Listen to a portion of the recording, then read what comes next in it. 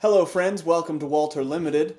Time for another update on the LEGO Forestmen MOC. I've been hard at work and I'd love to hear what you think about the changes made in the last couple of weeks. Feel free to let me know below what you think of the changes. Also, while you're here, like and subscribe. Let's take a quick look at where we were last time so we can compare what progress has been made. Last week the focus was on getting basic rock work done for the entire area, and then I started working on the upper lake, as well as a small waterfall leading down to the main waterfall. And here's what it looked like once we got all of the basic landscaping in.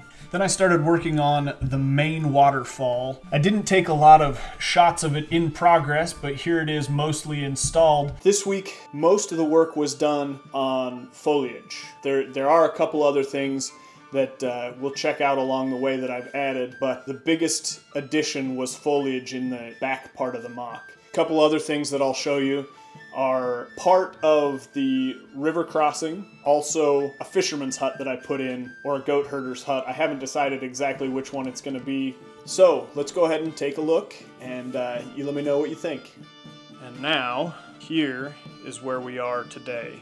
The bulk of the work went over on this side this week to foliage and that tower.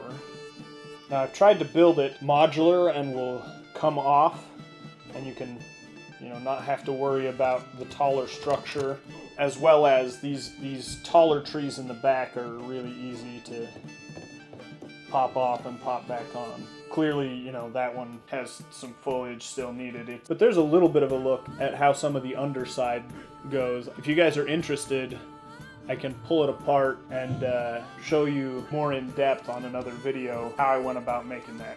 If we follow the river back upstream, we will see that the waterfall is mostly complete, and we've got the foundation in for the river fortress.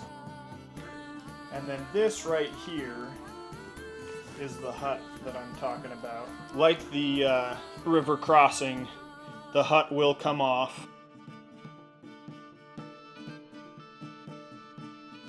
And supposedly, oh, it did go back on easily this time. The roof also removes, so you can look down inside. Very simple. Fireplace, bed, some cooking implements, the doors up against the wall there open. I did include the target from those early Forestmen sets as a little bit of a call out in that one. And for right now, giving you a little bit of a sense of scale, here is the goat herd and a couple of the goats. As things get more complete, I'll go over more in depth what some of the details are for the recreations of the sets. And the road also is mostly in at this point. There might be a few details added. But coming down to this end of the road, you get the ford where you can cross the river. I gotta tell you, this has been some of the most fun I've had building LEGO in quite a while. Having this callback to my childhood has been a lot of fun, and this is the first cohesive build that I've tried to do at this size. If you remember, 18 base plates, and it has been drinking parts. There are over 10,000 parts in the river and waterfall alone. There's nearly 300 of those trees, the small pine trees.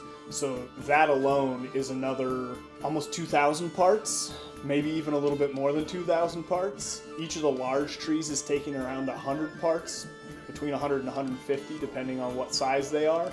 This has been crazy. The really nice thing about it is many of these parts have come off the pick-a-brick wall, and so that has drastically reduced the cost as I've collected parts to build this landscape. Thanks for watching. Have a good one.